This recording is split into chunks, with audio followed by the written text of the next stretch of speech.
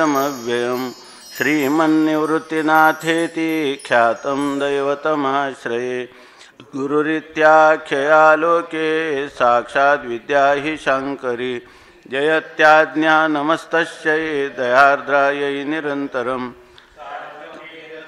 शार्धं शिवयोः समरूपिणोः ज्ञातुं न शक्यते लग्नमिति द्वैतछलान्मुः अद्वैतमात्मनस्तत्त्वं दर्शयन्तौ मिथस्तरां तौ वन्दे जगतामाद्योस्तयोस्तत्त्वाभिपत्तये मूलायाग्राय मध्याय मूलमध्याग्रमूर्तये क्षीणाग्रमूलमध्याय नमः पूर्णाय शम्भवे। सद्गुरुं परमानन्दं वन्दे आनन्दविग्रहं यस्य सन्निधिमात्रेण चिदानन्दायते तनुः। अंतकरण कृपा, शास्त्र कृपा, ईश्वर कृपा, गुरुकृपा या कृपा जेव्हा एकत्र येतात तेव्हाच आपल्या परमार्थाचा संपूर्ण प्रवास फलश्रुतीच्या प्राप्तीला कारण होतो। म्हणून या ठिकाणी भगवत कृपेने जे काही अमृतानुभवाचं विवरण आणि ते शिवकल्याण स्वामींनी केलेलं आहे त्याला नित्यानंदैक्य दीपिका असं नाव दिलेलं आहे। आणि अमृतानुभवाचं प्रथमतः विवरण करण्याच्या अगोदर त्यांनी स्वतः मंगलाचरण केलेले आहे। त्याच्यातील 5 श्लोक आणि 8-10 ओव्या आपण आतापर्यंत पाहिल्या। हे मंगलाचरण विस्ताराने केलेले आहे। 180 ओव्या या ठिकाणी मंगलाचरण फरक आहेत, परंतु हे मंगलाचरण म्हणजे एक अध्याय आहे किंवा अमृतानुभवाचं सार, किंवा काल सांगितल्याप्रमाणे अमृतानुभवाचा झोक काय आहे, अमृतानुभवाचं तात्पर्य काय आहे, ते तात्पर्य त्यांनी या 180 ओव्यामधून आपल्या बुद्धीमध्ये स्थिर करण्याचा प्रयत्न केला, जेणेकरून ग्रंथकार जे काही मंगलाचरण करतात त्या मंगलाचरणामध्ये जशी शिष्ट परंपरा पाळली जाते त्याचप्रमाणे त्या ग्रंथाचा अधिकारी, विषय, संबंध आणि प्रयोजनसुद्धा निश्चित व्हावं अशी बरीच मंगलाचरणं आहेत। त्यापैकी तशा प्रकारचं हे मंगलाचरण दिसतं। तर त्याच्यामध्ये आता आपण कालपर्यंत 8 ओव्या पाहिलेल्या आहेत। त्याच्यापैकी कालची ओवी होती, तेथे नावेक दिशे चपळपण परिते चपळताची दिशा अचळपण निजांगे जे जीवन ढळलेच नाही। त्यांनी सांगितलं की समुद्रावर किंवा अथांग असणाऱ्या पाण्यावर एखादा तरंग दिसतो, परंतु आणि तो तरंग धावताना दिसतो। म्हणजे आपण जर पाहिलं निजांगे जे आपलं तेथ नावेक चपळपण दिसे, नावेक म्हणजे क्षणभर, आपाततः वर पाहिलं तर तो पाण्याचा तरंग चपळ आहे असं आपल्याला वाटतं, त्याच्या ठिकाणी चांचल्य आहे असं आपल्याला वाटतं, परंतु ते म्हणतात परिते चपळताची दिशे अचळपण म्हणजे चपळता आणि अचळता ही दोन्ही एकाच वेळेला दिसून येतात। आणि पाणी रूपाने ते अचळ आहे आणि तरंग रूपाने मात्र ते चपळ आहे असं आपल्याला दिसतं। परंतु ते कसं काय, एकच पदार्थ असा कसा असू शकेल? आभाषिक रूपाने तरंग आहे आणि तत्वतः पाणीच आहे। म्हणून म्हणतात निजांगे जे जीवन ढळलेचे नाही। निजांगाने म्हणजे त्याच्या स्वस्वरूपाने तरंगाचं स्वस्वरूप, तरंगाचं अधिष्ठान स्वरूप जर आपण पाहिलं तर ते म्हणतात जे जीवन ढळलेचे नाही। जीवन म्हणजे पाणी, पाणी रूपाने त्याच्यामध्ये कोणत्याही प्रकारचं चळढळ झालेली नाही, नाम त्याच्यामध्ये चपळता आलेली नाही। तेथे लय आणि उपक्रमू तो उदय असते विन स्वरूपाभिरामू म्हणोनीचा आत्मारामू म्हणो लाहिजे। ते म्हणतात आपल्या आत्म्याला एक शब्द आहे आत्माराम, म्हणजे आत्मा हाच राम, म्हणजे आपल्याहून भिन्न राम नाही तर आत्मस्वरूप असणारा राम असा शब्द प्रयोग आहे शास्त्रामध्ये। आत्माराम असा शब्द आहे, आत्माच राम असा शब्द आहे। तर ते सांगतात की त्या ठिकाणी आपण हे करतो त्याच्यामध्ये लय चिंतन करतो। जसं ह्या जगताची उत्पत्ती आहे त्या उत्पत्ती ज्या क्रमाने झाली त्याच क्रमाने त्याच्या विरुद्ध क्रमाने आपण लय चिंतन करतो।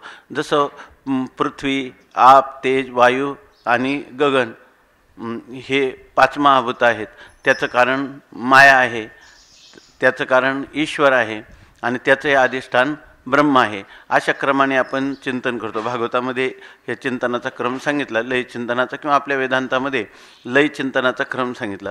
पहिल्यांदा उपक्रमामध्ये ही सृष्टी जशी उत्पन्न झाली, आत्मना आकाशा संभता, आकाशात वायू, वायुर अग्नी, अग्निरापा, आद्भ्या पृथ्वी, तसाच पृथ्वीचा जलामध्ये, जलाचा अग्नीमध्ये, अग्नीचा वायूमध्ये, वायूचा आकाशामध्ये, आकाशाचा मायेमध्ये, मायाचा परमात्म्यामध्ये लय आपण करतो. तसा जो क्रम आहे, हा तो क्रम त्याच्याविषयी सांगतात. तेथ लय आणि उपक्रम, त्या ठिकाणी लय करणं किंवा त्याच्या उत्पत्तीचा क्रम सांगणं. तो उदय असते विनस्वरूपाभिराम, तर त्या ठिकाणी आपल्याला पहिल्यांदा उत्पन्न होतं म्हणजे उदय होतो, आणि लय करतो त्यावेळेला त्याचा अस्त होतो. परंतु आपलं मूळ स्वरूप जे काही अधिष्ठान आत्मा आहे, त्याच्या ठिकाणी उदय आणि अस्त होत नाही. उदय आणि अस्ताची किंवा पदार्थाच्या निर्मितीची आणि लयाची प्रक्रिया, ही सर्व प्रक्रिया शास्त्र सुसंस्कृत अशा आपल्या अंतःकरणात आहे. मूळ स्वरूपाच्या ठिकाणी ही कोणत्याही प्रकारची कल्पना नाही. ह्या सर्व कल्पनेने उपक्रम किंवा लय या कल्पनेने अस्पर्शित अशा प्रकारचं आपलं आत्मतत्व आहे. म्हणून सांगतात उदय असते विन स्वरूपाभिराम. तो काय आहे खरा? स्वरूपामध्येच अभिता हा रमती, स्वरूपामध्येच सर्वत्र तो रमत आहे. म्हणजे स्वरूपानेच तो रमण आहे, किंवा स्वरूपानेच तो सुखरूप किंवा घन काय आनंद घन स्वरूपाने तो आहे, की ज्याच्या ठिकाणी ह्या उत्पत्तीला याचा कोणताही स्पर्श नाही. किंवा या ठिकाणी उदय असते विन स्वरूपाभिराम, म्हणजे ज्या ठिकाणी उत्पत्ती आणि नाश, उत्पत्ती आणि नाश म्हणजे अज आणि अव्यय या रूपाने तो आपल्या स्वरूपामध्येच रमण करत असतो.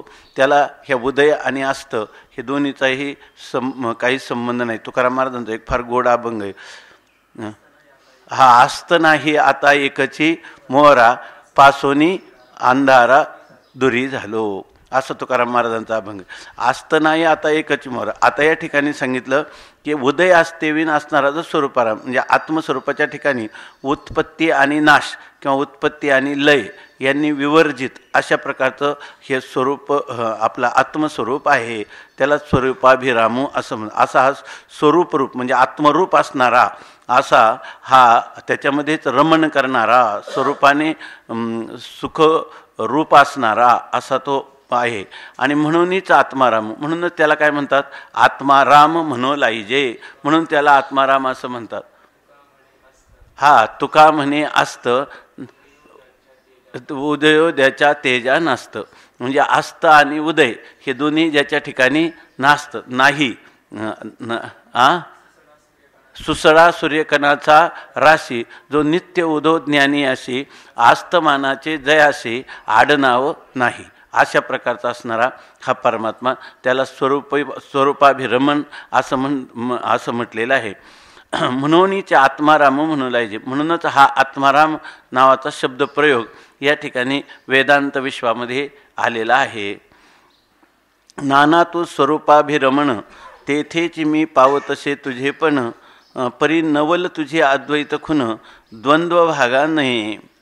नाना अथवा दुसऱ्या रीतीनं सांगतात, तू स्वरूपाभिरमण, तू आपल्या स्वस्वरूपाच्या ठिकाणीच रमण करणारा आहेस. तू तुझ्या स्वरूपाच्या ठिकाणी रममाण होणार आहेस, आणि तेथे मी पावतसे तुझे पण, आणि त्या ठिकाणी मी काय करतो? तुझे पण म्हणजे तुझ्या स्वस्वरूपाच्या ठिकाणी रममाण होत आहेत, तेच माझं स्वरूप आहे असा मी बुद्धीचा निश्चय करतो आणि तुझ्यापणाला प्राप्त होतो. म्हणजे मी माझेपणाचा परित्याग करून तुझं जे वास्तव स्वरूप आहे त्याच्याशी मी समरस होतो आणि त्याच्याशी ऐक्यभावाला प्राप्त होतो. परंतु परिनवल तुझी अद्वैत खुण, परंतु तुझी एक आश्चर्यकारक असे ही जी मी जेव्हा तुझ्या स्वरूपात समरस होतो म्हणजे तुझ्याशी ऐक्यभावाला प्राप्त होतो, त्यावेळेला एक नवलकारक अशी तुझी खूण आहे, अद्वैताची खूण आहे, नवलकारक आहे. म्हणजे कसं, आपण जर समजा एखादा पदार्थ नसला आपल्याजवळ आणि नंतर आपल्याला तो प्राप्त झाला, तर आपल्याला दोन जाणीवा असतात की हा पदार्थ आपल्याजवळ अगोदर नव्हता, आता तो मला प्राप्त झाला. तसा मी मुळात आत्मस्वरूपापासून भिन्न होतो किंवा श्रीगुरूंचं जे तात्विक ब्रह्मस्वरूप आहे त्याच्यापासून मी भिन्न होतो आणि आता मात्र मी ऐक्याला प्राप्त झालो, अशा प्रकारची जाणीवसुद्धा त्या ठिकाणी राहत नाही. म्हणून म्हणतात की नवल तुझे अद्वैत खुण, तुला ह्या अद्वैताशी समरस होण्याची तुझी असणारी खूण कोणती आहे? जोपर्यंत तू आणि मी अशा प्रकारचा भेद राहील तोपर्यंत ती अद्वैताची खूण आपल्या हाताला प्राप्त झाली असं म्हणता येणार नाही. कारण का द्वंद्व भागा नाही, ते कधीच पुन्हा द्वंद्वाला प्राप्त होत नाही. म्हणजे निर्द्वंद्व स्थितीला तो प्राप्त करतो. तू आणि मी अशा प्रकारचं द्वंद्व राहत नाही, की ज्या द्वंद्वामध्ये असंही राहत नाही की अज्ञान कालात मी तुझ्यापासून भिन्न होतो, ज्ञान कालात आता मात्र मी तुझ्याशी एकरूप झालो, असं नसून त्या ठिकाणी तुझा आणि माझं ऐक्य हे अखंड आणि नित्य अशा प्रकारचं स्वतःसिद्ध स्वयंप्रकाश नित्य तुझं माझं ऐक्य आहेच आहे. या ठिकाणी माझा आता हा भ्रम गेला याचीसुद्धा जाणीव नाही. म्हणून आता पुढे येणारच आहे सगळं अमृतानुभवामध्ये, की सकाळी उठल्यानंतर आपल्याला वाटतं की मी झोपेत होतो, आता जागा झालो, दोन्ही जाणीव असतात. परंतु दुपारच्या प्रहरी त्या ठिकाणी आपल्याला सुषुप्ती अवस्थेतल्या अज्ञानासहित सुखाची जाणीव नाही आणि आता जागृत अवस्थेमध्ये आपण व्यवहार करत आहोत अशाही प्रकारची जाणीव नाही, पण जागा मात्र आहे. जागा मात्र आहे, त्याला टळटळीत जागृती असं ज्ञानवराय पुढं म्हणणार आहेत. तर ती अशा प्रकारची टळटळीत जागृती तुझ्याच कृपेने, तुझ्या अद्वैताच्या खुणेने, संकेताने आम्हाला प्राप्त झाली असं सांगतात. तो मी तुझा निजदासो, माझी राटी माझी तू ईशू, भरोनी क्रियालेशू उपजोची नेदिसी. आपण जेव्हा आपल्या अध्यात्माचा प्रवास करतो किंवा जीवन आपल्या अध्यात्माला समर्पण करतो किंवा आपल्या जीवनामध्ये केवळ आपल्याला आत्मस्वरूपामध्येच रममाण व्हायचे, आत्मस्वरूपाची प्राप्ती करायची आणि अशा वेळेला आत्मस्वरूपाची प्राप्ती झालेल्या पुरुषाचं जीवन कसं असावं म्हणून त्यांनी सांगितलं तुझा संकेत अशा प्रकारचा आहे, तुझं नवल आश्चर्यकारक आहे, की अशा प्रकारची स्थिती झाली तर आपला परमार्थाचा प्रवास योग्य दिशेने झाला आणि तो आपल्या गंतव्यस्थानाला किंवा आपल्या यथार्थ स्वरूपाला तो प्राप्त झाला असं म्हणता येईल. तर त्याच्यासाठी सांगतात याच्यामध्ये जे एक एक पद सांगितले ते फार महत्त्वाचं अशा स्वरूपाचं सांगितलेलं आहे, की त्यांनी सांगितलं तो मी तुझा निजदासो, आणि असा जो मी तुझ्याशी एकरूप झालो आणि पुन्हा या ठिकाणी माझं मी पण जे आहे ते पूर्णपणे हरवून गेलं, तुझ्याशी समरस झालं, तैसा समरस झालो तुझं माझी हरपलो, आहे की नाही, अशा प्रकारचं सांगितलं. तर आता तीच गोष्ट सांगतात, तो मी तुझा निजदासू, मी मात्र तुझा काय आहे, तुझा दास आहे, तुझा मी दास आहे. आता अशा प्रकारे झाल्यानंतर माझी राहटी माझी तो ईशू, माझे जो राहटी म्हणजे माझ्याकडून होणारा जो व्यापार किंवा माझ्या ज्ञानोत्तर माझ्याकडून होणाऱ्या ज्या क्रिया आहेत ती राहटी, आणि त्या राहटीचं नियमन करणारा कोण आहे, तू ईशू, तूच माझं सर्व नियामक अशा स्वरूपात आहे. म्हणजे ज्ञानोत्तर त्या पुरुषाचं जे जीवन आहे तो जीवन कोण चालवतो, जगन्नियंता परमात्मा चालवतो. म्हणजे याचा अर्थ ज्ञानोत्तर दास्यभक्ती होऊ शकते. हे तुझा मी निजदास आहे. जर आपण श्रीगुरूंचा तो काय ज्ञानदेव म्हणे गुरुचा मी दास आणि नेने साधनास आन काही, म्हणजे यावत जीवो त्रयोवंद्या वेदांत गुरुरीश्वर हा, अशा रीतीनं गुरुसेवा घडू शकते, त्याचं दास्यत्व घडू शकतं. आणि त्या दास्यत्वामध्ये आपलं स्वतःची जी जीवन राहती, जीवन व्यापार तो चालवणारा कोण आहे, त्या ठिकाणी अहम राहत नाही. म्हणजे जीवाचा स्वतःचा परिच्छिन्न अहम राहत नाही, तो व्यापक असणाऱ्या परमात्म्याच्या अधिष्ठान स्वरूपाशी एकीभूत झाल्यानंतरही उरले उपाधी कारणे ते तो वेचिले दर्शने, अशा प्रकारे त्याची जाणीव काय राहते, त्याची जाणीव होणाऱ्या सर्व व्यापाराचा नियंता हा परमात्मा आहे, हा ईश्वर आहे. म्हणून त्या आणि या ठिकाणी दुसरे राहटी माझी तू ईशू, या ठिकाणी गुरुर ब्रह्मा गुरुर विष्णू गुरुर्देवो महेश्वरा, गुरु साक्षात परब्रह्म तस्मै श्री गुरवे नमः. या ठिकाणी गुरु आणि ईश्वर यांच्यामध्ये त्याला इतकिंचितही भेद राहत नाही. म्हणून राहटी माझी तू ईशू भरोनी, इथे म्हणजे राहटी माझी तू ईशू भरोनी, तो माझ्या सगळ्या व्यापारात कोण भरलेला आहे, सगळा तूच म्हणजे परमात्माच भरलेला आहे. म्हणजे ज्ञानवान पुरुषाच्या होणारे सगळे व्यापार हा परमात्मा करीत असतो. त्याला त्यांनी स्वतःचं स्वत्व त्याच्यातून पूर्ण काढलं की त्या ठिकाणी परमात्माच त्याचं नियामक होतो. म्हणून माझ्या राटी माझी तू ईशू भरोनी, तू ईश्वर तत्वच त्या ठिकाणी भरलेलं आहे. आणि क्रिया लेशू उपजोची नेदिशी, आणि कोणत्याही जरी क्रिया झाल्या तर ह्या क्रियेमध्ये मला कोणत्याही प्रकारच्या क्रियेचा लेश देखील तू उत्पन्न होऊ देत नाहीस. म्हणजे मला पुन्हा कधीही मीपणाने त्या क्रियेशी, त्या क्रिया माझ्याकडून होतात किंवा त्या क्रियेचं कर्तृत्व माझ्याकडं आहे अशा प्रकारचं कधीही मला पुन्हा भाव निर्माण होत नाही. आता माझा श्रोता वक्ता तूची देवा, नाही काय, आता माझा श्रोता वक्ता तुची देवा करावी हे सेवा तुझीच म्या. आता माझा श्रोता वक्ता सर्व तूच आहे, फक्त मी निजदास आहे तुझा, अशा प्रकारची त्याची धारणा असते. उपजोची नेदिशी, त्याच्यामध्ये क्रिया करतो पण कर्तृत्वाचा अहंकार त्याला कधीही स्पर्श होत नाही. आणि हे कधी होईल? जर गुरुकृपा असेल तरच घडेल, एरवी होऊ शकत नाही. कर्तृत्वाचा अहंकार टाकला गेला तर हे गुरुकृपेचं फल आहे. साक्षात गुरुकृपा निश्चित स्वरूपाने झाली तरच कर्तृत्वाचा अहंकार सुटेल, अन्यथा सुटणार नाही. आणि मला श्रीगुरूंच्या कृपेने हे झालं असं ग्रंथकार सांगतात. प्रभू सच्चिदानंदा त्र्यंबका तुझं सच्चिदानंदत्व जिया अंबिका ते स्वानुभूतीशी अशिका आनंद स्वानुभूतीशी अशिका आनंद मात्र तू. आता त्यांना सांगतात प्रभू, प्रभू प्रकर्षेन भवती इथे प्रभू किंवा स्वामी, सर्वांचा नियामक असा तू प्रभू आहे. तू कसा आहे? सच्चिदानंद आहे. तू सच्चिदानंद. त्र्यंबक म्हणजे त्र्यंबक असं भगवान शंकराचं नाव आहे. तर ते त्र्यंबक म्हणून कोणता?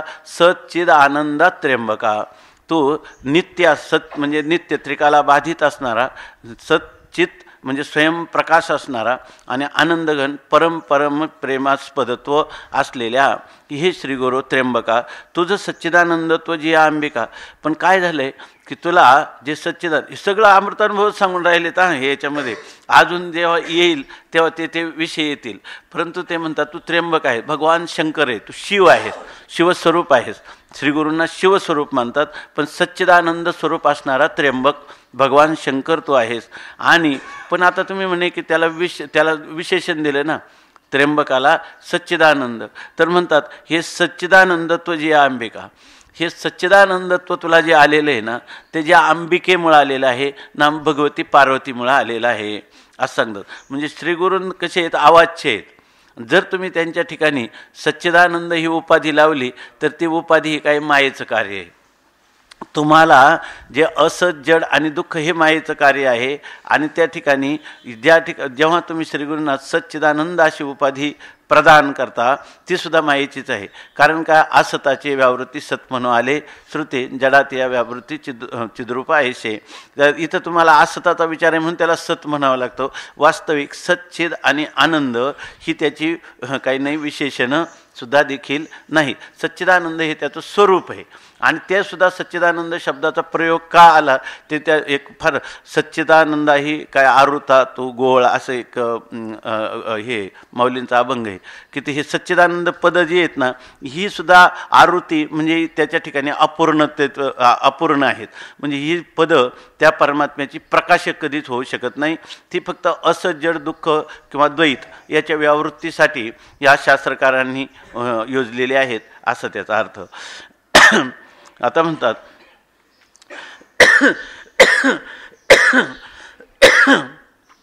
प्रभू सच्चिदानंदा त्र्यंबका तुझं सच्चिदानंदत्व जिया अंबिका.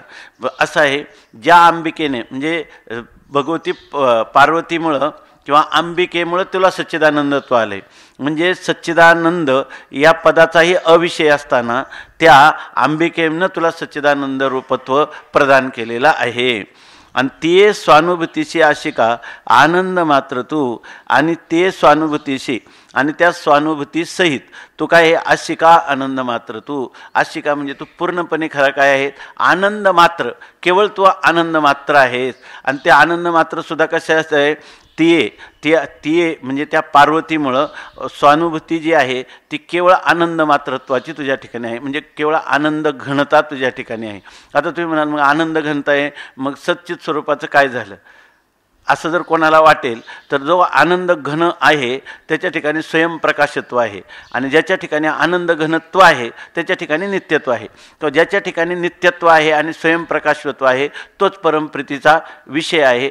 परंतु त्याच्या ह्याच्यामध्ये कालाचं नित्य आहे, म्हणजे कालाचं कोणत्याही प्रकारची सापेक्षता त्याच्या ठिकाणी नाही, आणि तो स्वयंप्रकाश असल्यामुळं जडाचं किंवा देशकाळाचंही त्याच्या ठिकाणी कोणत्याही प्रकारचं हे नाही. आणि आनंद मात्र म्हणण्यामध्ये वृत्ती विवर्जित अशा प्रकारचा आनंद घन तो आहे की त्या ठिकाणी वृत्तीच्या उपाधीनं प्रगट होणारा जो आनंद तो आनंद या ठिकाणी नाही. म्हणून त्यांनी म्हटलं की आनंद मात्र तो केवळ आनंद स्वरूप असणारा तो आहेच. म्हणजे स्वानुभूतीशी म्हणजे त्याला जर अनुभूती आली तर अनुभूती काय आहे? केवळ आनंदाची अनुभूती आहे त्या ठिकाणी. अर्थात असं म्हणजे काही लोकांना सच्चं प्राधान्याने चिंतन करतात, चित्तच्या प्राधान्याने करतात, काही आनंदाच्या प्राधान्याने करतात. इथं आनंद मात्र म्हणताना सच्चितला सोडू नये असं नाही, परंतु कोणताही साधक ज्या वेळेला बरेचसे जास्त करून लोक कशासाठी परमार्थात किंवा व्यवहारात प्रवृत्त आहे? आनंदासाठी प्रवृत्त आहे. ज्ञानासाठी प्रवृत्त असणारे कमी आहेत, आणि अमरत्वासाठी प्रवृत्त होणारे कमी आहेत, पण आहेत त्याच्यामध्ये आहेत. म्हणून आता चित्सुखीसारखा ग्रंथ तो ज्ञान प्राधान्याने झाला, नाथ महाराजांचा आनंद लहरी तो आनंद प्राधान्याने झाला. तसे काही ग्रंथ जे आहे आपल्याला जो आनंद सत्य प्रकाश वगैरे हे करतो आपण, तर त्याच्यामध्ये आपलं अस्तित्व नित्य असावं, हे जो अज्ञान कालामध्ये मनुष्याला आपलं अमर व्हावं अशाही प्रकारची इच्छा असू शकते. आणि खरं जर पाहिलं तर अंतरंग मागणी सच्चिद आणि आनंद सर्वांचीच आहे. आणि सच्चिदान जेव्हा कोणत्याही अंशाची परिपूर्ण प्राप्ती होते तेव्हा दुसरे अंश त्याला सोडून नसतात. कालच आपण चिंतन केलं तेच. अहो नेनो तिया तुझ रूप केले की तुवाची तिया दाविले, हे वावगे काय बोले बोलावे प्रभू. आता सांगतात बघा, तिया तुझं रूप केलं. हे जर आपण कायम आयुष्यभर लक्षात ठेवलं ना, वेदांताचं मार्मिक रहस्य भगवत वर्णन करताना कशा प्रकाराने करतात त्या मौलीने अमृतानुभवात हेच सांगितलं आहे. आणि नेनो तिया तुझं रूप केले, तिया तुझं रूप केले हे नेनो.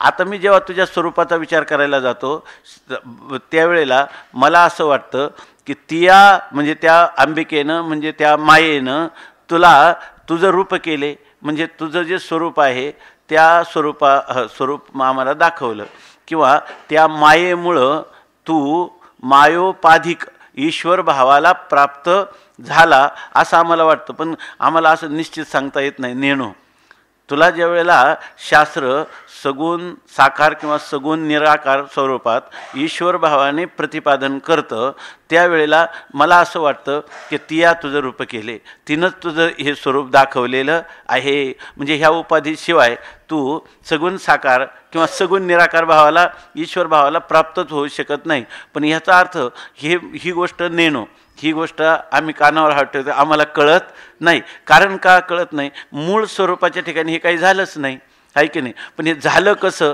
तर आम्हाला वाटतं की तिया तुझं रूप केले, तिनंच तुला हे रूप केलं असं वाटतं. खरं तर असंच आहे, तिनंच याला स्वरूपाला आणलं, आहे की नाही. तिनंच याला अवाच्य असणाऱ्या परमात्म्याला स्वरूपाला आणणारी कोण आहे? मायाच आहे. पण कसं आणलं? नेनो, कारण ते अनिर्वचनीय आहे. तिचा याचा संबंध कसा झाला, कोणता संबंध सांगता येत नाही, त्यामुळे शेवटी नेनोच म्हणावं लागतं, आहे की नाही. दुसरं सांगतात की तुवाची तिया दाविले. दुसरा ह्या मायेची काय, हा माया नावाचा प्रकार काय आहे असं पण वाटतं की तुवाची तिया दाविले, तूच तिला दाखवलेलं आहे. म्हणजे तुझं सत्ता स्फुरण घेऊनच ती काय झालेली आहे? सत्तावान झालेली आहेत. आणि तुझ्या स्फुरद रूपाला ग्रहण करूनच त्या ठिकाणी ज्ञानाचा व्यवहार करणारी आहे. आणि तुझ्या घनीभूत आनंदाला प्रतिबिंबित करूनच आनंदाचा व्यवहार ती करते. पण असं कसं करेल? असंग निर्विकार परमात्म्याचा तिचा संबंध झालाच कसा? आणि ती परमात्म्याच्या स्वरूपावर आलीच कुठून? हे पुन्हा नेनो, हे पण कळत नाही का? कळूनच नेनो म्हणतात. कळून नेनो शब्दाने असं सांगतात की असं होणं शक्यच नाही, आहे की नाही. असं होणं शक्यच नाही. पण वैदिक विश्वामध्ये किंवा शास्त्र सुसंस्कृत अंतकरणामध्ये हा विचार चाललेला आहे, सगळ्या शास्त्रांनी केलेला आहे. पण स्वरूपाच्या दृष्टीनं नेनो आणि व्यवहार दृष्टीनं म्हटलं वैदिक व्यवहार, त्याच्यामध्ये म्हटलं तर आम्हाला चांगलं कळतं की काय झालं? मायेनं तुझं स्वरूप सच्चिदानंद रूप दाखवलं. बरोबर आहे ना. आणि मायेचं जे सत्ता आहे तिला सत्ता तू दिली असं आम्हाला वाटतं. म्हणजे एवढंच आहे ना, वेदांतामध्ये जरी चिंतन करायचं झालं तर मायेला स्वतंत्र सत्ता स्फुरण नाही आणि माये वाचून परमात्म्याचं ज्ञान होत नाही. मायेशिवाय परमात्म्याचं ज्ञान होत नाही आणि मायेला सत्ता परमात्म्या वाचून स्वतंत्र कधी येत नाही. हा वेदांताचा सिद्धांत आहे, ऐके नाही, त्याच्यामध्ये सांगितलं.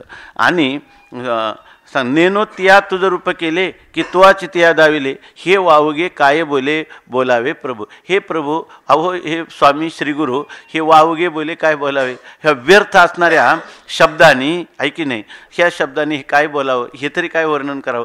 हे शब्द तुझं प्रकाशन करण्याला कधीही समर्थ होत नाही. म्हणून म्हणतात की हे वावगे काय बोलावे, हे आमचं बोलणं काय आहे, व्यर्थ आहे. वावगाय हे बोलणंसुद्धा काय आहे, आमचं व्यर्थ आहे, निरर्थक आहे, मिथ्या आहे. तेव्हा काय बोलावं, हे तरी वर्णन काय करावं. तुझ्या चरणी माथा उगाची माथा चरणी ठेविजे हेची भले, असाच प्रकारचा भाव त्याच्यातून सांगतात. अहो तुझा निर्धारो आला होता, उगे राणी घडले जी शतपथा, त्या निर्धारा माझी पाहता आंबा ना आंबाधीशू.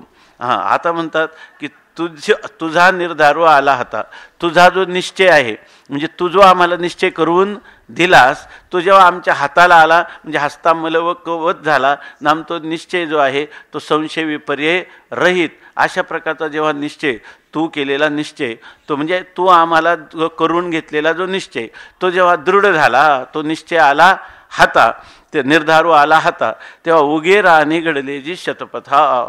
आता जे काही शेकडो पंथ होते, अनेक प्रकारचे मार्ग नाना साधनाच्या केल्या खटापटा, परित्या न पवती ह्याच्या दारवंटा, जाणो जाता जाणीव घाली आड फाटा, योगाभ्यासे सिद्धी रोधिताती वाटा. हो, अशा प्रकारचे अनेक मार्ग होते. परंतु असा एक वासुदेव का काहीतरी आहे, जे अनेक प्रकारचे मार्ग होते, तर त्या मार्गामध्ये मी गेलो. आता ते सगळे मार्ग या ठिकाणी दूर झाले, आता मला तुला केवळ तुझीच प्राप्ती झाली, असं काय वासुदेव किंवा हा ऐशे शोधियेले नाना मार्ग नाना परी, परी तेची नयेची प्रतीती मगच तांडियेले दुरी, आता गाऊ गीती नाचो हा मुरारी, निळोबारांची निळा म्हणे करू संसारा बोहरी. हो, असं जसं सांगितलं तसं सांगतात. अहो तुझा निर्धारो आला हाता, आता तुझा निश्चय आमच्या हाताला आला. उगे राणी घडली जी शतपथा, तेव्हा ज्यावेळी शेकडो मार्ग होते ते आता उगीच राहिले नाम, ते सगळे मार्ग आता थांबले. त्या मार्गाचं अनुसरण करण्याची आम्हाला आता कोणत्याही प्रकारची गरज राहिली नाही. आणि त्या निर्धारा माझी पाहता, आणि तुझं करून दिलेला निर्धार आहे, त्या निश्चयामध्ये जर आम्ही ह्या माया आणि ईश्वर, मायेमुळं आलेलं ब्रह्मस्वरूपाच्या ठिकाणी ईश्वरत्व यांचा जर विचार करायला लागलो, आणि विचार काय करत होतो आम्ही, ब्रह्मस्वरूपावर आध्यस्थ माया आहे, बरोबर ना, मायेमध्ये प्रतिबिंबित झालेलं जे चैतन्य ते ईश्वर भावाला प्राप्त होतं. आणि ते त्याला काय म्हणतो, मायोपाधिक चैतन्य, ते ह्या संपूर्ण ईश्वरा सृष्टीची उत्पत्ती करतं, तेच ह्याचं स्थिती करतं आणि तेच याचं लय करतं. हे मायेच्या द्वारा सगळं परमात्मा करतो आणि परमात्मा हा मायेचा नियंता आहे. अशा प्रकारचे आत्तापर्यंत आंबा आणि अंबाधीश आहे की नाही, याविषयी आम्ही विचार केला होता. इथं करायचं झालं तर जीव आणि परमात्मा यांच्याविषयी पण म्हणू शकता. परमात्मा हा जीवाचा काय आहे, नियामक आहे, असंही म्हणू शकता. तर हा मायेचा नियामक आहे. आणि आत्तापर्यंत आम्ही काय म्हटलं होतं, मायेमुळं परमात्म्याच्या सच्चिदानंद रूपाचं ज्ञान होतं आणि सच्चिदानंद रूप असणाऱ्या परमात्म्यामुळं या ठिकाणी माया जी आहे त्या मायेला सत्ता आणि स्फुरण प्राप्त होतं, असं आत्तापर्यंत आम्ही चिंतन केलं. मग तू आमचा जो निश्चय करून दिला अहम ब्रह्मास्मी, आणि हा जेव्हा यथार्थ निश्चय आमचा झाला, त्या निर्धारा माझी पाहता, त्या निर्धारामध्ये जर आपण बारीक पाहू गेलो तर ते म्हणतात आंबा ना अंबाधीशो. तिथं नाही आंबा आणि नाही अंबाधीश, त्या ठिकाणी कोणत्याही प्रकारची माया नाही आणि माया नियंता ईश्वर पण त्या ठिकाणी सिद्ध होत नाही. असं आमचं स्वतंत्र असणारं स्वतःसिद्ध स्वयंप्रकाश अवाच्य अशा प्रकारच्या स्वरूपाशी आम्ही एकरूप होऊन जातो, अशा प्रकारे सांगतात.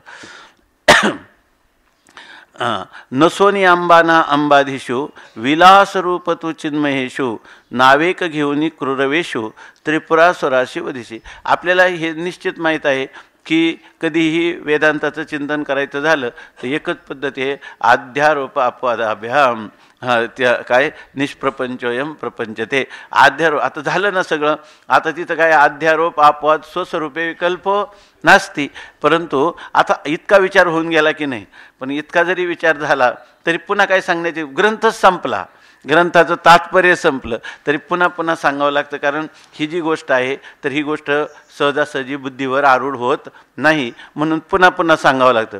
पुन्हा सांगायचं तर प्रक्रिया कोणती, अध्यारोप आणि अपवादाची. नाहीतर आता याच्यापर्यंत गेले की नाही, कोणते कारिक आहे त्या ठिकाणी न निरोधो न चोत्पत्ती न बद्धो न च साधका न मुमुक्षुर न वै मुक्ता इत्येषा परमार्थता.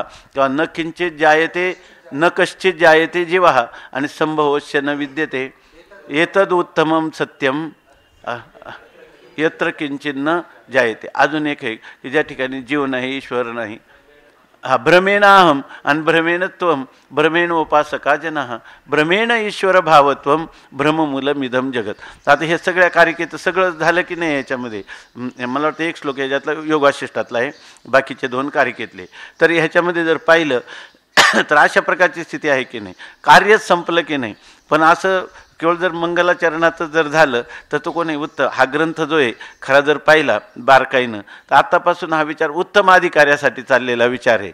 मी हा सगळा ग्रंथच उत्तम अधिकाऱ्यासाठी, मध्यम किंवा कनिष्ठ अधिकाऱ्यासाठी हा ग्रंथ आहे की नाही, तर हा त्याच्यासाठी जरी असला तर त्याला भरपूर श्रम करावे लागतात.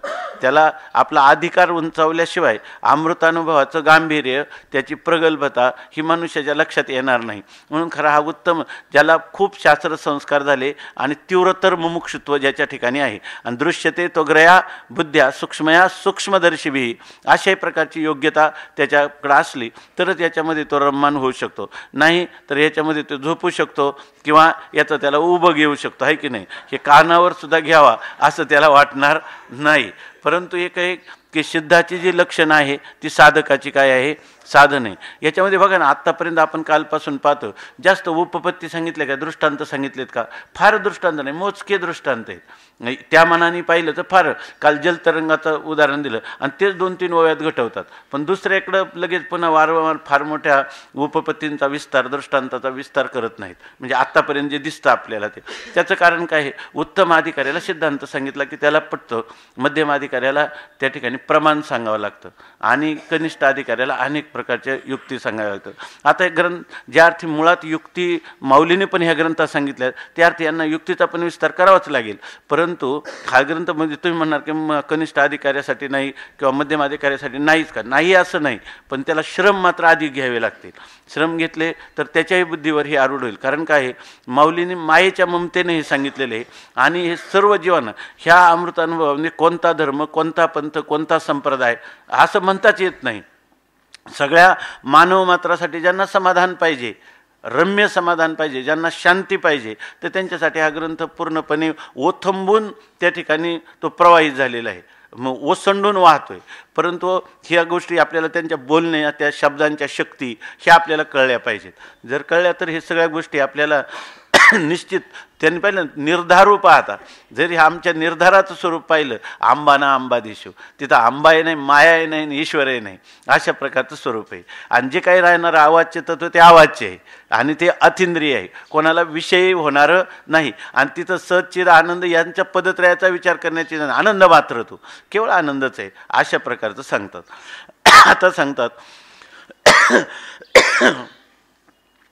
नेनो अहो तुझा निर्धारू आला हाता उगे राहणे घडले जी शतपथा.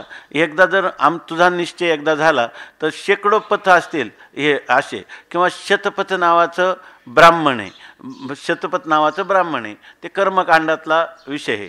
म्हणून या ठिकाणी उगे राहणे घडले. शतपथ काय होतं, या ज्या वेळेला निवृत्तीपरायण, बरोबर ना, किंवा खरं जर पाहिलं तर हे जे शास्त्र आहे हे प्रवृत्तीपरायण तर नाही, हे मग निवृत्तीपरायण आहे का? तर निवृत्तीपरायण पण नाही. खरं ह्याच्यातलं जे तत्त्व आहे ते प्रवृत्ती निवृत्तीचे आटोनिया भाग आणि उत्तरिले चांग रसायन ज्ञानाग्नी हुताशी कडशिले ओजा आणि आत्मसिद्धी काजा लागून या. पुढं काय आहे? सगळा अभंगच असा आहे. ब्रह्मी ब्रह्मरस सिद्ध झाला पाक आणि घेतला रुचक प्रति मुखे, याचाच अर्थ अमृतानुभव आहे. ही जी प्रतीती आहे हीच आहे. पुढं काय आहे? घेतला रुचक प्रतिथी मुखे. कोणाचा पाठ असला तर बघा.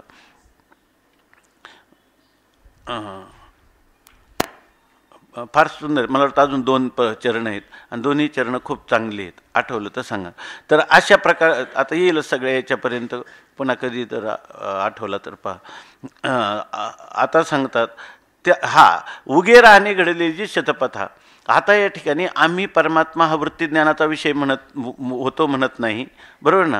वृत्ती सुखाचा विषय होऊ शकत नाही, बरोबर आहे. असं जर म्हणत असेल तर या ठिकाणी शतपथ ब्राह्मणामध्ये असणारं ज्ञान किंवा त्याच्यामध्ये सांगितलेली कर्मकांडाची साधना यांचा विषय परमात्मा कधी होऊ शकत नाही. त्यामुळं उगे राहणे घडले, आपोआपच आम्हाला प्रवृत्तीपरायण जीवन टाकावं लागलं, आहे की नाही. आम्ही त्या ठिकाणी उपरामाला प्राप्त झालो, संन्यासाला प्राप्त झालो.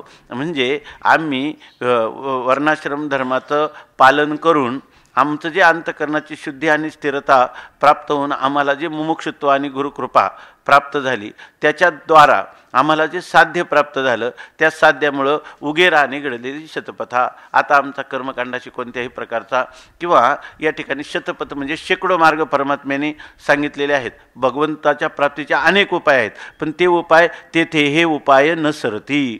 या ठिकाणी हे उपाय सरते होत नाही, म्हणून आम्हाला ते उपाय आपोआपच गळून पडले. उगे राहणे घडले जी शतपथा. त्या निर्धारा माझी पाहता अंबाना अंबादिशू नसोनी अंबाना अंबादिशू विलास रूप तू चिन्मयेशू नावेक घेऊनी क्रूरवेशू त्रिपुरासुराशी वदिशी. आता नसोनी अंबाना अंबादिशू, त्या ठिकाणी अंबाही नाही आणि अंबाधीश दोन्हीही नाही. मग आहे काय? अंबाही नाही, मायाही नाही आणि त्याच्या ठिकाणी आलेला ईश्वर भाव पण नाही. हे सर्वच काय आहे? मिथ्या आहे. भ्रमेनाहम भ्रमेनत्वम. असं जर आहे तर मग शून्य आहे का? द्वैताचा निराश केला, पण द्वैताचा निराश केल्यावर असं आहे की खरं निरधिष्ठान भ्रम होत नाही, अधिष्ठान नसतं. तर आंबा आणि अंबाधीश ह्यांचंसुद्धा तुम्हाला कोणत्याही प्रकारे ज्ञान झालं नसतं, भास झाला नसता. भास होण्यासाठी अधिष्ठान चिन्मात्र असलं पाहिजे. म्हणून म्हणतात की नसोनी अंबाना अंबाधीशो, अंबाना अंबाधीश नाहीत, पण विलासरूप तो चिन्मयेशू. पण या ठिकाणी काय म्हणतात? विलासरूप तो चिन्मयेशू. विलासरूप म्हणजे इथं स्पष्ट दिसतं का विलास म्हणजे विशेष रूपाने लसती, विशेष रूपाने ज्याचं प्राकट्य झालेलं आहे, ज्याची प्रभा पडलेली आहे, ऐकी ना, ज्याला चिद्विलास म्हणतात किंवा चैतन्याची शोभा शोभत असे. हा कोण आहे? चिन्मयेश आहे. हा महेश कोण आहे? चिद्रूप असणारा आत्मा किंवा चिन्मय असणारं ब्रह्म, तो ब्रह्मरूप महेश, बरोबर ना. ब्रह्मरूप महेशाचाच हा विलास आहे, नाम हा सगळा विवर्त आहे. कारण अंबाना अंबाधीशू असं जेव्हा म्हणतात त्यावेळेला अधिष्ठानाचा परिणाम हे सांगायचं असं कधी म्हणता येईल का? ब्रह्मस्वरूपाचा हा परिणाम आहे असं सांगता येईल का? बरं, नसू द्या व्याकृत परिणाम, विकारी परिणाम सांगायचा नाही, कारण अंबाना अंबाधीशू.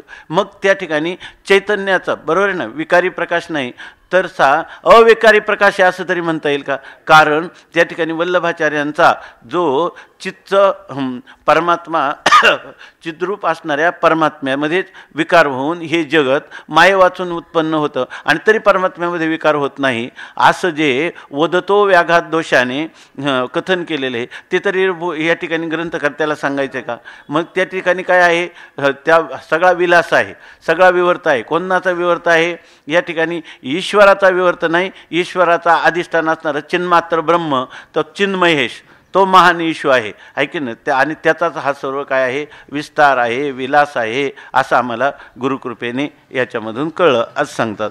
असो सच्चिदान नावेक घेऊन क्रूरवेशू. या ठिकाणी म्हणतात मग आता तर परमात्म्याने अनेक अवतार धारण केले, आहे की नाही, अनेक प्रकारच्या लीला केल्या. त्या सगळ्या लीला आहेत. लोकवत्तु लीला कैवल्यम. त्या ठिकाणी वास्तवता कोणत्याही प्रकारे सांगायची. बरं, ही सुद्धा कशी आहे बघा, यामध्ये दृष्टीसृष्टीवाद सांगितलं आहे. हा जो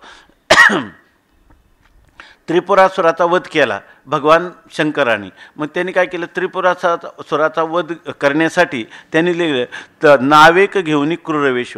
परमात्म्यांनी काय केला, क्रूरवेश तमोगुणात्मक मायेचा अंगीकार करून क्रूरवेश धारण केला आणि त्यात त्रिपुरासुराशी वधिशी त्रिपुरासुराचा वध केला. पण हा केला कसा, नावेक घेऊन क्रूरवेश.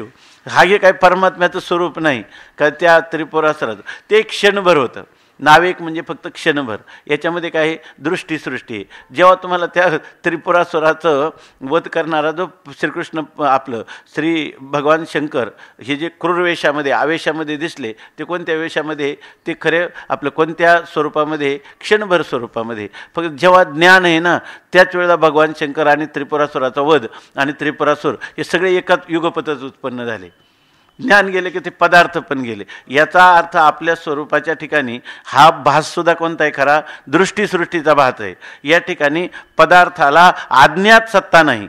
याला कोणती, कारण नावेक शब्दाने जर चिंतन केलं तर त्याला काय आहे, क्षणभर क्षणिकच ज्ञान समकालात तो पदार्थ उत्पन्न होऊन भासतो. ज्ञान गेलं की तो पदार्थसुद्धा गेला.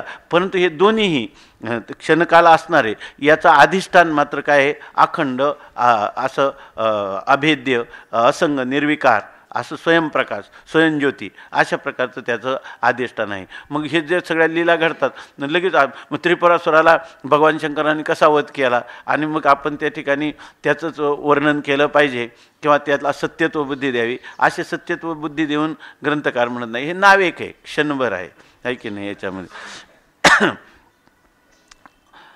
सच्चिदानंद त्रिशूले वसविशी कर निवटीशी जी त्रिगुण त्रिपुर मग चित्सुखे हे चराचर दुम दुम लागे.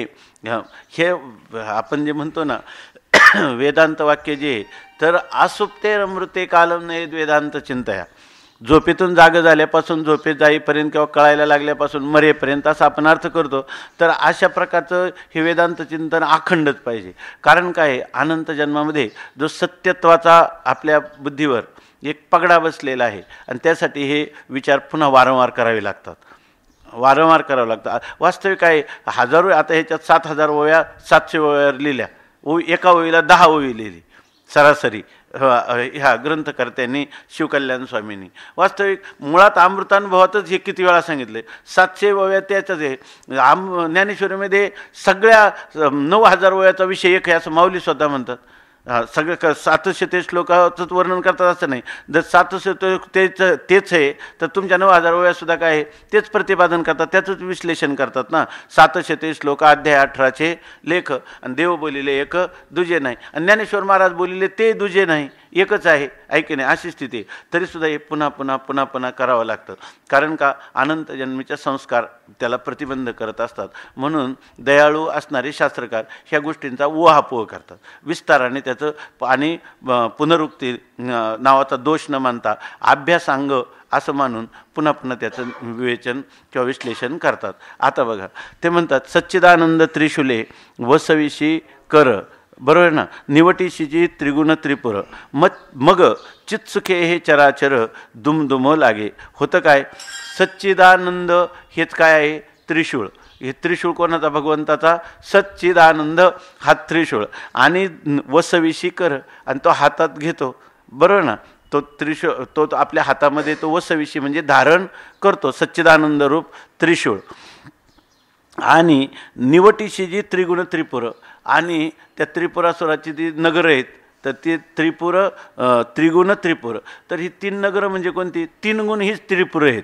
सत्व रज तम या 3 गुणांची जी त्रिपुरासुराची ही 3 पुरं, तर यांचा निवटीशी त्याचं अभिमान धारण करणारा, या त्रिगुणांचा अभिमान धारण करणारा त्याचा काय करतो, तू नाश करतो निवटीशी, त्याला मारतोस. आणि मग एकदा त्रिपुर ह्या त्रिशूलाच्या द्वारा म्हणजे सच्चिदानंद रूप त्रिशूलाच्या द्वारा ज्या वेळेला त्रिगुण म्हणजे सत्व रज तम ह्या 3 गुणांचा तो नाश करतो, म्हणजे त्याला त्रिगुणांच्या आतीत करतोस, त्यावेळेला काय होतं, ते चित्सुखे हे चराचर दुमदुम लागे.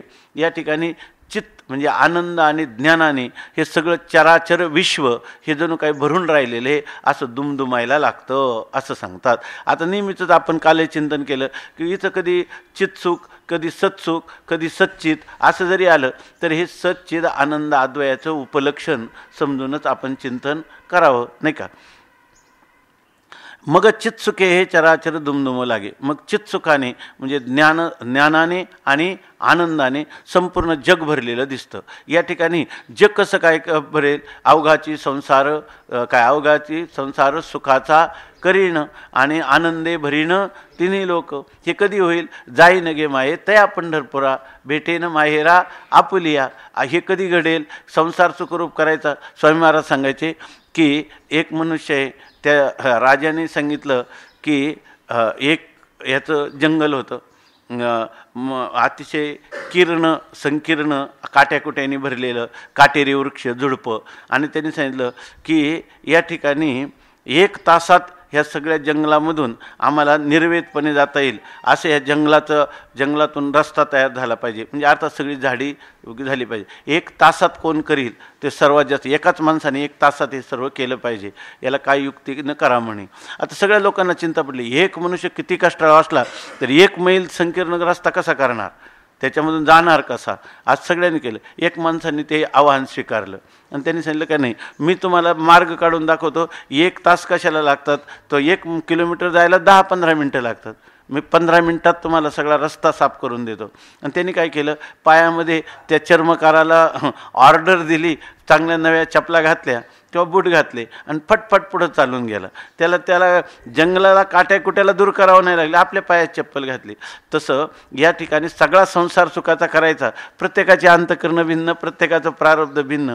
आपल्या अंतकरणाचा बात करून आपण सच्चिदानंद रूप झालं का अवघे चित्रैलो की आनंदाचे आता चरणी जगन्नाथा चित्त ठेले, आहे की नाही. त्याच्या माये जगन्नाथ बाप जगन, त्या सगळ्या धारणा कोणी करायच्या, आपल्याच अंतकरणाने करायचा आणि आपल्याच अंतकरणाने स्वतःचाही बात करून घ्यायचा. म्हणजे अधिष्ठान सच्चिदानंद स्वरूपच आहे. मग अवघाची संसार सुखाचा होईल की नाही आहे सगळं. बरं तुम्ही म्हणाल की आपलं झालं, मग जगाचं काय, जगसुद्धा ब्रह्मरूपच करून टाकलं ना. जग तरी काय, ऐसा ज्याचा अनुभव विश्वदेव सत्यत्वे आणि देव तयाजवळी असे पापनाशे दरुशने. अशा प्रकारचं हा वेदांत विचाराने अशा प्रकारचा संसार सुखाचा करता येतो, आहे की. दुसरं काही विलाज आहे, काही दुसरं काही असलं तर सांगा. नसोनी आंबाना अंबादिशू विलासरूप तू आपलं सच्चिदानंद त्रिशूले व सविशी कर निवटीशी त्रिगुण त्रिपुर. मग चित्सुखे हे चराचर दुमदुमो लागे. मग आनंदाने आणि ज्ञानाने हे जग त्या ठिकाणी दुमदुमायला लागतं. सगळीकडे केवळ आनंद, केवळ ज्ञान. असो तुझा जो चिदोन्मेष तोची जीवात्मा गणेश सर्वारंभी जयास श्रेष्ठत्व आले. असो तुझा जो चिद उन्मेष. आता त्यांनी सांगितलं तुझं जे ज्ञान स्वरूप आहे ना, त्याचा जो उन्मेष आहे, तुझ्या ज्ञान स्वरूपाचं जे स्फुरण आहे. आता इथं ग्रंथकर्त्याला काय म्हणायचं हे लगेच ह्या ओळीत आपल्याला निश्चित करता येणार नाही. पुन्हा वारंवार जेव्हा विषय येईल तेव्हा कालच आपण म्हणलं की त्याचा झोक आपल्याला कळला पाहिजे. आपण 4-8 दिवस हे चिंतन याच्यासाठी करायचं की ह्या ग्रंथकर्त्याचा झोक जर आपल्याला भावला पहिली गोष्ट काय आहे की हे ग्रंथकर्ते वारकरी आहेत. वारकरी परंपरेतले आहेत. श्री विठ्ठलाची भक्ती आहे आणि त्यांनी हा ग्रंथ लिहिलेला आहे. म्हणून हा जो ग्रंथ आहे तो जरी केवळ अद्वैताचा असेल तरी या ठिकाणी जीवनमुक्तीचं स्पष्टीकरण होईल किंवा अध्यारोप अपवादातलं जे स्पष्टीकरण होईल ते भक्ती सिद्धांताला पूर्णपणे खंडित करणारं कधीच नसणार आहे. जसा परमामृत नावाचा ग्रंथ आहे, कोणाचा, आपल्या मुकुंदराज स्वामींचा आहे. पण आपल्या संप्रदायात त्या ग्रंथ वेदांताचाच ग्रंथ आहे, पण वाचू नये असं आपण म्हणतो. वेदेश्वरी आपलं काय नाव त्यांचं, हंसराज स्वामींचा, आणि आपण म्हणतो का वेदेश्वरी वाचायची नाही. त्याच्यामध्ये आगमसार चालेल पण वेदेश्वरी त्यांची वाचायची नाही. कारण का, तर त्याच्यामध्ये भक्ती सिद्धांताचं जास्त खंडन केलेलं आहे. खंडन करी नका पण त्याच्यापेक्षा अशा प्रकारच्या वेदांताच्या प्रक्रियेनं भक्ती सिद्धांताला मंडन करता येते. आणि खंडन करण्याची काय गरज पडली आहे की नाही. बरं, दुसरी गोष्ट आपला संप्रदाय म्हणतो का निर्गुणाची भेटी आलो सगुणासंगे तो झालो प्रसंगे गुणातीत. हा प्रवास आपला अनुभवलेला आहे संतांनी, त्यामुळे त्याला वेगळं करण्याची काही कोणत्याही प्रकारची गरज नाही. म्हणून या ठिकाणी हा जो ग्रंथ आहे, आता त्यांनी श्री विठ्ठलानं वंदन केलं की नाही, आणि त्यांनी हा जो ग्रंथ लिहिला त्याच्या अगोदर ते पंढरपूरला राहिले. हा ग्रंथ लिहिला तेव्हा तो कोणता धारागिरी पर्वत आपल्या त्या शुलभंजनच्या जवळ कुठं डोंगर आहे, त्या डोंगरामध्ये एक गोपाळ स्वामी म्हणून ज्यांना मुक्ताबाईच्या परंपरेनं बोध झाला असे ते गोपाळ स्वामी, त्यांच्याबरोबर नित्यानंदांनी ज्यांनी स्वतः संन्यास घेतला होता, यांच्या वडिलांनी अगोदर ते गृहस्थाश्रमातून संन्यास घेतल्यानंतरही त्यांनी स्वतः गद्यात लिहिलेलं होतं. हे सगळं ठिकाण नित्यानंद ऐक्य दीपिका त्यांनी लिहिली होती, पण ती गद्यात होती. पद्यात करावी अशी इच्छा होती, पण हा स्वतंत्र बुद्धीनं करीन म्हणून त्यांनी परंपरेचं ज्ञान असणाऱ्या महापुरुषाच्या सहवासात त्यांना ठेवलं. आणि त्यांनी त्यांना आज्ञा केली की आता तू हे पद्यरूपाने हे कर, आणि त्यांनी हे मान्य केलेली टीका आहे. म्हणून आपल्याला लगेच एखादी गोष्ट आपल्याला लागली नाही किंवा आपल्याला कळली नाही, आपल्याला काय यथाशक्ती यथामतीच निरूपण करता येईल याचं किंवा चिंतन करता येईल, कळली नाही म्हणजे ती गोष्ट काही विरुद्ध आहे सिद्धांताच्या असं समजण्याचं कारण नाही. त्याच्यामध्ये जेवढं होईल तेवढं आपण त्याच्यात अवगाहन करण्याचा प्रयत्न करायचा, एवढाच त्याचा अर्थ आहे. तर आता सांगतात की बघा, असो तुझा जो चिदोन्मेष, चिदोन्मेष म्हणजे चित्तचं स्फुरण आहे का. चित्तचं काय आहे स्फुरण, ते म्हणतात तोची जीवात्मा गणेश, तो तुझं चित्तचं जे स्फुरण आहे तोच हा जीवात्मा गणेश आहे. सरळ अर्थ बघा. नंतर सर्वारंभी जयास श्रेष्ठत्व आले, तर म्हणतात सर्वारंभी कोणत्याही गोष्टीचा आरंभ करायचा म्हटलं तर काय त्याला श्रेष्ठत्व आलं, कोणत्या त्या काय गणेशाला आलं. म्हणजे याचा अर्थ चित्तचं स्फुरण झालं, चैतन्य स्फुरद्रूप, आणि त्याचं काय झालं स्फुरण झालं. आता हे जे स्फुरण आहे हे मायेला सोडू नये का मायेला गृहीत धरू नये, गृहीत धरूनच आहे असंच मानावं लागेल.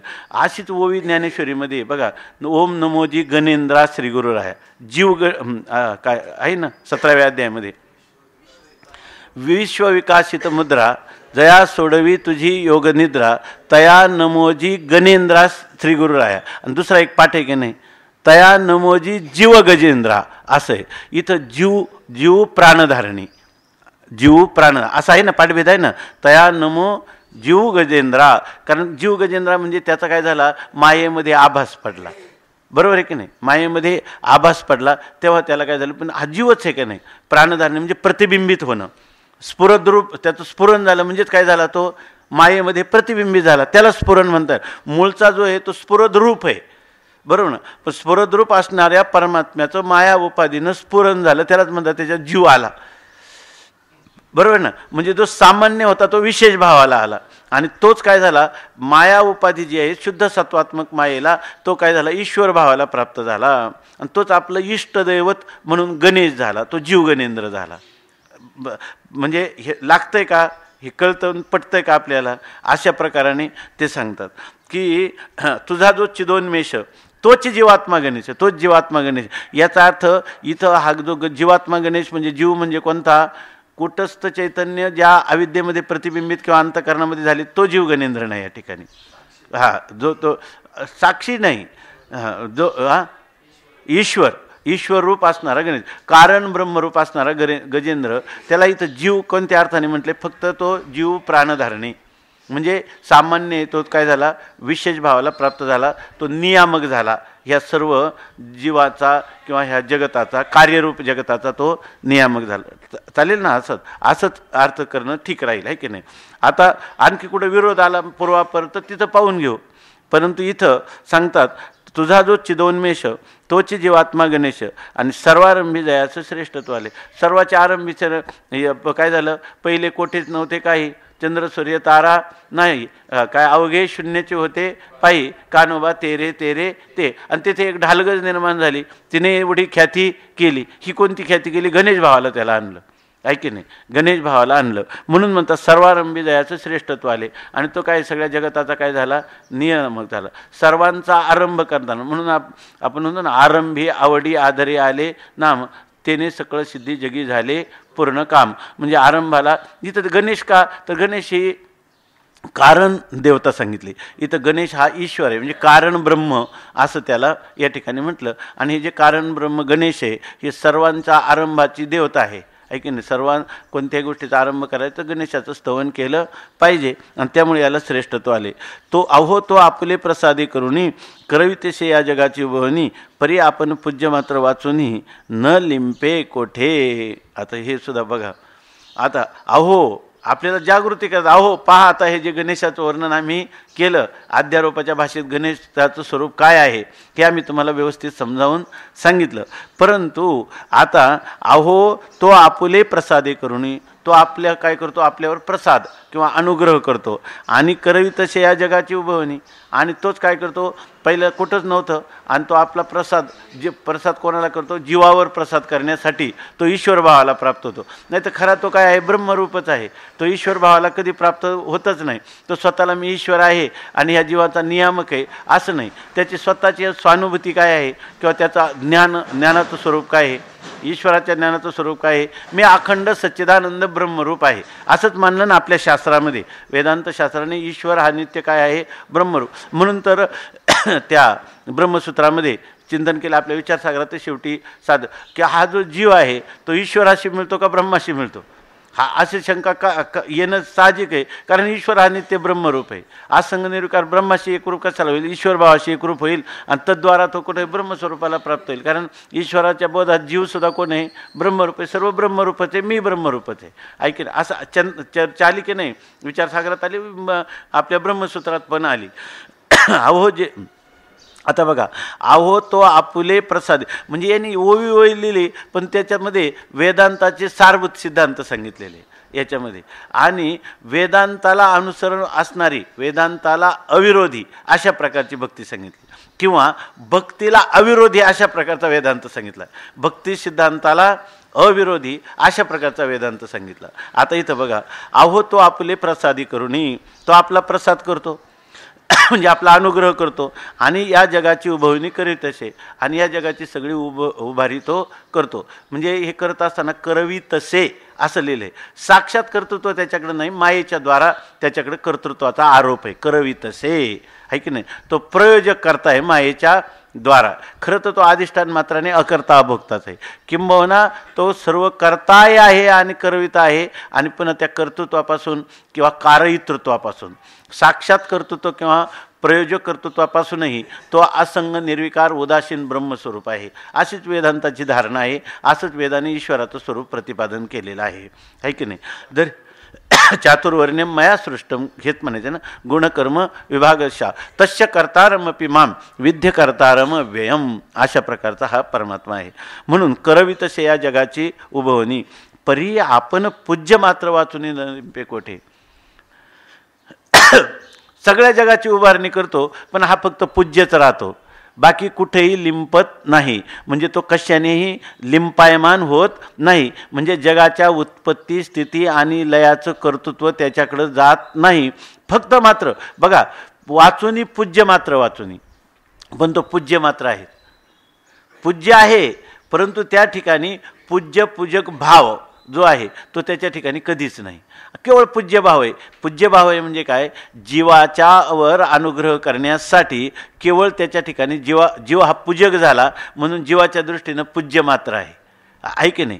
त्याच्या दृष्टीनं म्हणजे हे कोणत्या दृष्टीने, जीवाच्या दृष्टीनं तो पूज्य मात्र आहे, केवळ पूज्यच आहे. मग तो स्वतः म्हणजे तो कोणाचा पूजकही नाही आणि खरा तो पूज्यही नाही, पण जीवाच्या सापेक्ष तो केवळ पूज्यच आहे.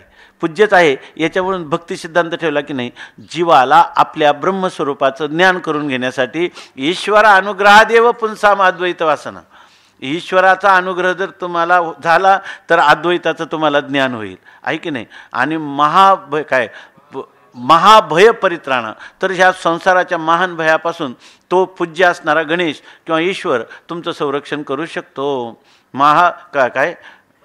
परित्राण, महाभय परित्राण द्वित्रिणाम उपजायते. पण हा बोध कोणाला होईल, द्वित्रिणाम सगळ्या पृथ्वीच्या पाठीवर कोणातरी दोघा तिघांना म्हणजे विरळ्या लोकांनाच हा बोध प्राप्त होईल. अर्थात उत्तमाधिकाऱ्यासाठी जे चिंतन आहे की नाही.